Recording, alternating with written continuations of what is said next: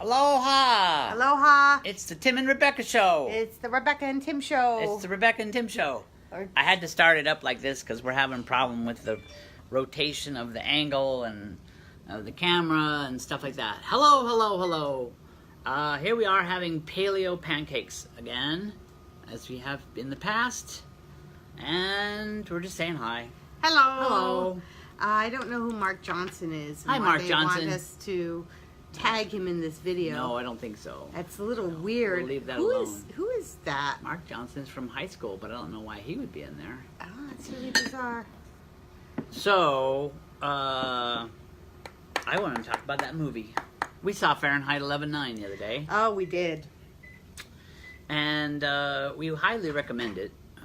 There's a lot of people out there that I'd like to see it that never will, probably, but they're the ones that really should. You know, Michael Moore, and he's always talking about stuff that's going on in the country, and some people think he's too controversial, and some people think he pushes the button too far, but he brought up a lot of stuff in this film that neither of us knew anything about, and we're pretty well informed, we think. For instance, in North Carolina or West Virginia, one of those with a directional thing in the name, had 55 counties in the primary elections in 2016, and all 55 counties voted for Bernie Sanders, and yet when they went to the Democratic National Convention, they nominated Hillary Clinton. Well, I don't think I understood as deeply as I probably should have understood the super delicate thing. And I wasn't a Sanders person. I was a Hillary person. I thought that having a woman president might help promote some change. And I don't know whether it would have or not. But it was very clear, though, and I was very upset that if Sanders really won all those delegates, he should have won the state. So super delegates is a huge issue. I am really disturbed by the whole super delegate thing after watching this particular movie. So yeah, it was amazing to learn that. I don't think I realized that. I was not really aware of it either. The thing is, you know, to people like us, the country has been going downhill for a long, long time, in our entire lifetimes. And, you know, Facebook is a place where people start screaming and yelling, so maybe no one will ever watch this again because we're actually talking about stuff instead of just stuff.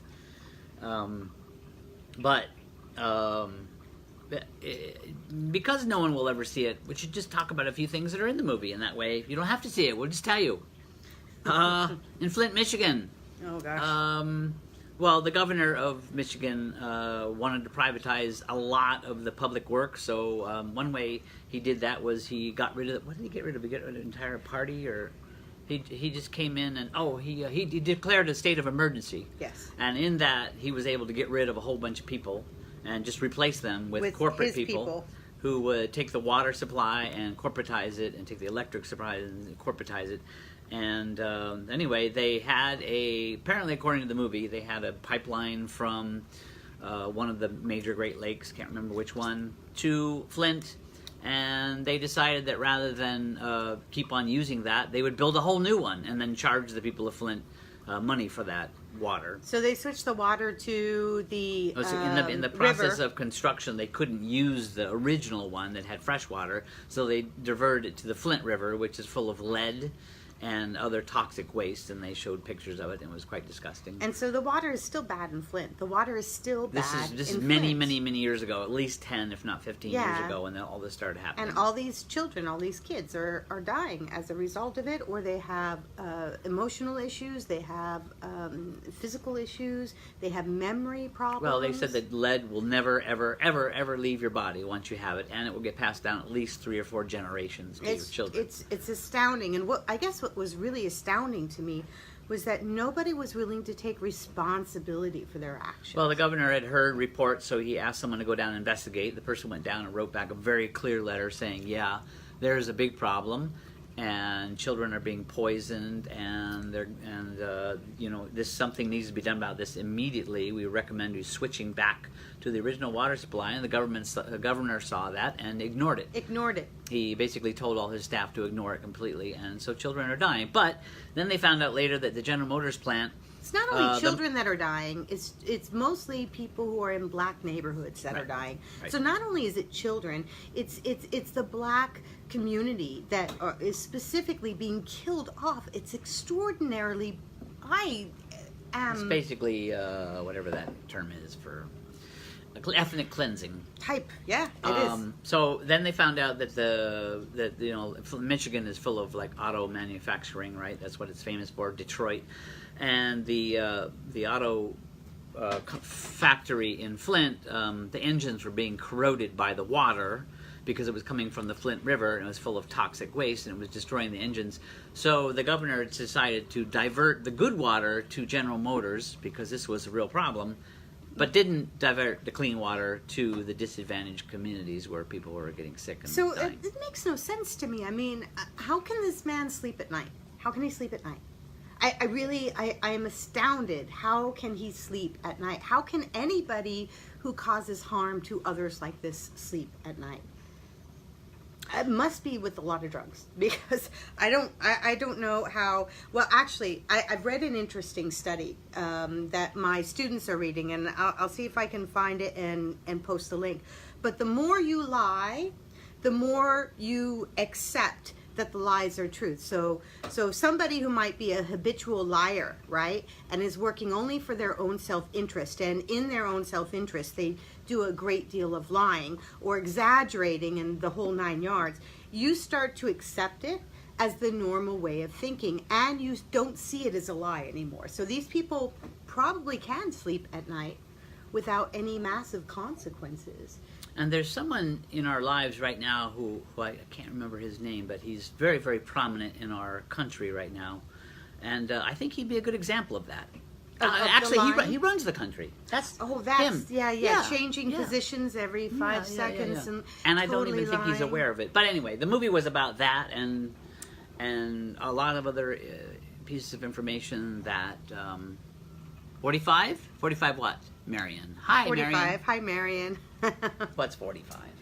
So one of the things that we found, I like Michael Moore, but sometimes I think he plays a little loose himself, like anybody else. I mean, you get people who are doing these kind of films on the right, and they try to, of course, persuade you with a certain set of facts. The only thing I did not like about the Michael Moore movie is there was no suggestions. No suggestions of what we can do. We see a really good path or an argument for this is the path we have taken and this is what it's doing to our democracy. And I tend to agree with a lot of his final conclusions, but we didn't get a solution. Well, near the end of it, he talked a lot about up-and-coming young people, left-leaning young people who, yes, Marion, vote, exactly, but also support candidates who aren't being supported by corporate sponsors. Yeah, well, so this woman, this Spanish-American woman, African and Spanish-American woman in New York, who won without any corporate sponsorship. She just went door to door and she got it done. And in a lot of places, there were people running unopposed who were extremely toxic sort of candidates, and they said, get out there, get anybody out there, and they used social media, Facebook, and actually it was the kids in the park, was it Parkland in Florida, where the shooting was, and these kids were amazing politicians and organizers through social media, actually got somebody on the ballot in Maine, and the person wiped out the person who was the incumbent, and the incumbent just resigned, decided not to run. So he was suggesting that we do that, support people who aren't being supported but he didn't say it directly. He didn't say that, and the other problem he pointed out, which I think is a huge problem, is that a lot of the powers that be right now, those who are in charge and who have most of the power in the Democrats as well as the Republicans, are creating a situation, I would argue, that makes it difficult for change. They are trying to control the process. For Yeah. example, the superdelegates controls the process. Another example was this, one guy was running in, was it West Virginia? I don't know, and he recorded this whole conversation with an established Democrat, and the established Democrat, before this guy even decided to run, had decided that this is the person who's going to win, and so they destroyed all other campaigns. Well, the Democratic Party will support one candidate or another, and the guy just said, we're not going to support you. And he said, why? And he goes, well, this other guy's already been around and he has a certain track record, and he basically didn't allow the people to decide who should run. The Democratic Party was making the decision on who should run, right? And he ran anyway. But it's the party. But I think he was suggesting that one way is to get these young people in there who can actually make a difference because they're not beholden to corporate interests. Well, I'm teaching a course this term called CMST 245. That's Sexy name. Media and criticism, and we're looking at digital media and mass media. But one of the things we're going to be looking at specifically is this idea of participatory democracy, which is something we don't have. Participatory democracy is when we all participate. We get into the rhetorical aspects of it. So we don't go on Facebook going, I think this, blah, blah, blah, and then somebody else goes, well, you're an ass. That's not participatory democracy. That's actually not even rhetorical democracy. That's not even a good conversation. That's just crap. And that's what I see on Facebook a lot. I see a lot of name calling when people disagree with each other. I see a lot of, well, no, you're wrong and I'm right attitude, which is horrible because it doesn't promote discussion. It doesn't promote logical discussion. As a matter of fact, it's baiting. And that's what I normally see on Facebook and other social media. Baiting, and I see people name calling. And, even within parties, like Democrats with other Democrats, I'm seeing this a lot. If you disagree with somebody, that's fine, and you should talk about it. You should discuss it. There should be a debate. This is vital. We need a debate so we can understand. And there's got to be some form of empathy to find out why somebody is thinking the way they're thinking. Because you cannot debate any topic, and I don't care what topic it is. It could be the color of your walls that you're going to paint to a massive issue going forward about climate change or whatever. You have got to have some kind of empathy for the other person you are talking with, you are debating with, so that you can understand their point of view. Because if you can't identify with them at all, walk out of the conversation. Because you're not going to have a conversation. Empathy is not liking. Empathy is not sympathy. Empathy is not love. Empathy is just understanding. Trying to understand the other point of view. Period. You don't have to agree with them, but you can look at them and go, oh, I can understand why you're taking that stance, and I disagree with it, but please explain it a little bit more so I can understand. It's one thing that actors are supposed to have a lot of, is empathy. You can't really perform a role of a serial killer or Donald Trump if you can't empathize with their position. And, so actors should have empathy. They should have a lot of empathy and have the ability to have empathy. The other thing I thought about the Michael Moore movie, which I thought was interesting, is I love Michael Moore, but he's preaching to the choir. Now, maybe some of our choir needs to hear this, but there's something to be said about reaching across party lines. And one of the things I saw in the movie was that his criticism of the Democrats is the fact that they're willing to compromise. And maybe this is a problem. I'm not entirely sure, but certainly there was a willingness at one point of us reaching across party lines, and I'm not sure that exists anymore.